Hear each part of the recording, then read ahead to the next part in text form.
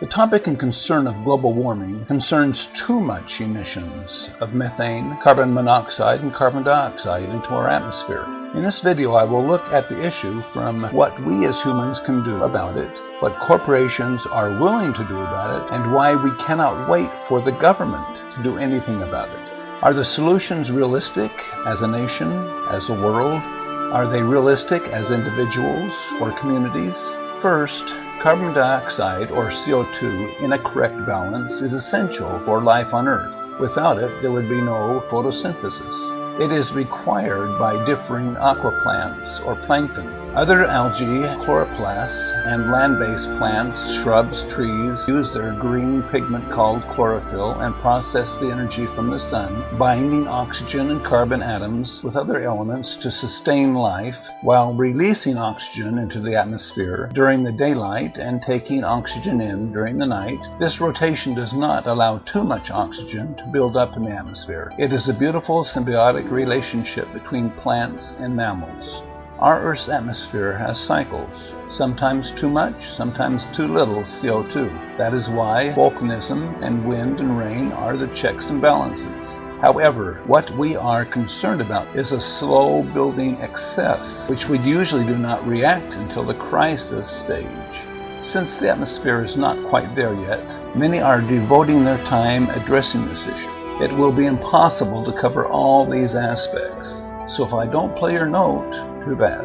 For the most part, global warming came into existence during the rise of the Industrial Revolution, with the burning of large amounts of coal, putting pollutants in the air, pollution on the land, and carelessly polluting the water. The byproduct of burning coal or any other hydrocarbon is CO2 and water vapor with carbon monoxide, basically.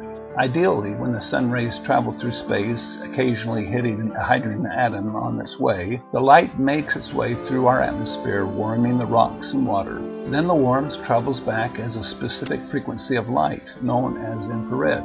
We like it because it makes us feel nice and warm. However, if there is too much CO2 in the upper atmosphere, the gas will not allow this type of light to go through very well, so most of it bounces back to warm us up again. If there is still even more CO2 in the atmosphere, the sliver of the electromagnetic spectrum known as infrared light just keeps bouncing back and forth like a ping pong ball. If it were not for the continual stream of light from the sun, since the Earth is not a closed system according to the laws of thermodynamics, the Earth would soon cool down very rapidly, and the second law and third law, negative entropy, would start towards the maximum. So how did man screw up such a perfect system as the Earth? Well, just like we've done everything else, I guess. That's not important, but you may want to know what is. Why? Because it blows out your tailpipe. Your automobiles, that is. Gasoline, which your automobile runs on, is basically composed of hydrocarbons. If you had a perfectly closed gasoline engine made of two tanks, one of gas and one of oxygen, the result of the reaction would be carbon dioxide and water vapor, and a great deal of thrust. Typically, gasoline is a compound of C8H18. A simplified reaction of one compound and the other element would be 2 molecules of gas reacting with 25 molecules of oxygen to form 18 molecules of water and 16 molecules of carbon dioxide, that is, in a closed system. However, in the real driving world, there are no closed systems. There is not quite enough oxygen sucked into the carburetor to allow the reaction to completely occur. So there are some carbon monoxide molecules formed as well.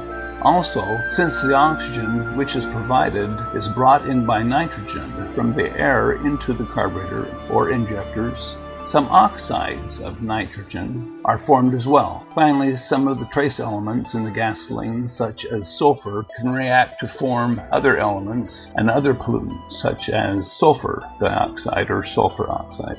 Therefore, out of the new car's exhaust systems, if the catalytic converter is working, comes water vapor, carbon monoxide, carbon dioxide, nitrous oxide, and sulfur oxide.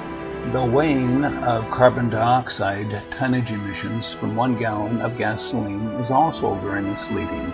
for calculating the weight of gas has many variables, even according to Newton's theories. Many assumptions are made. The EPA states that burning 1 gallon of gas creates 20 pounds of carbon dioxide.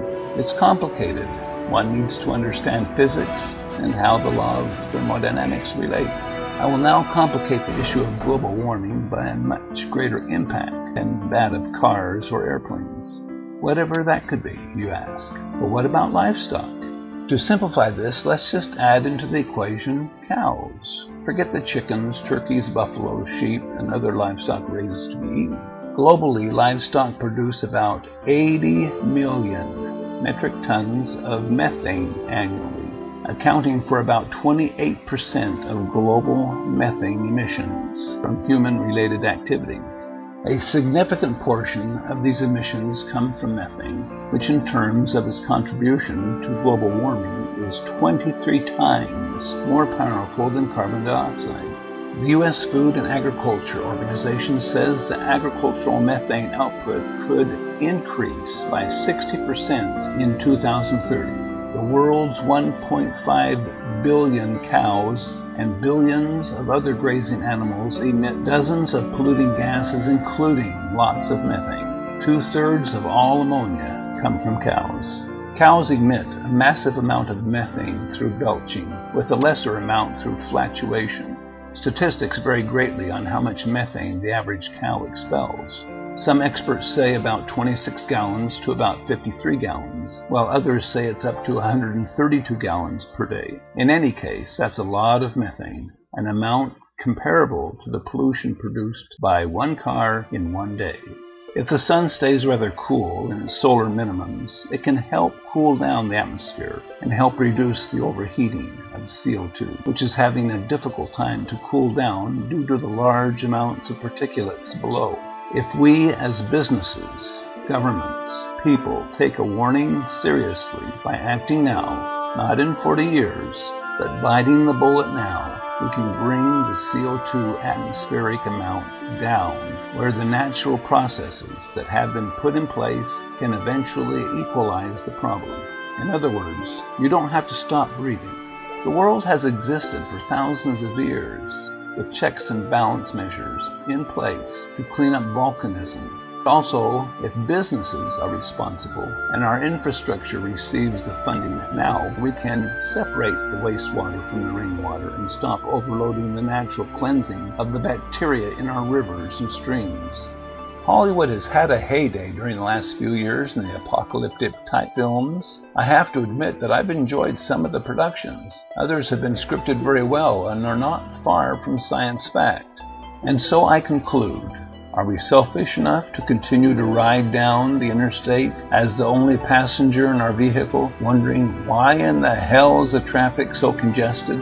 Or do we drive into a mass transit station and squeeze a bit, knowing that we are doing our part, even if we have to change our personal schedules by 15 to 30 minutes? Is the end of the road worth it to us or to our future? Do we like the big loud trucks? Or are the gas-guzzling Hummers just too great a status symbol, telling the world, see me, I can afford it, so climb off my back? The choice is ours, collectively and individually. At our homes, we can continue purchasing gasoline lawnmowers and cuss and pull and continue straining at the cord and pay large amounts of dollars at the repair shops to tune them up every year. Or we can purchase rechargeable battery-powered mowers. I actually have one. It has plenty of power and cuts great. My only maintenance is sharpening the blade once a year. I also use solar panels I put up myself to charge the thing and run my workshop. Now, if the government, which we should not depend on anyway, moves at its normal pace, too slow, we can make our own homes as green as we can. We can make a compost pile or pit. We can grow some of our own nutritious vegetables. How long has it been since I've tasted a tomato that tastes like a tomato? Then we will all be organic. Well, that's my input for now. Have a great summer.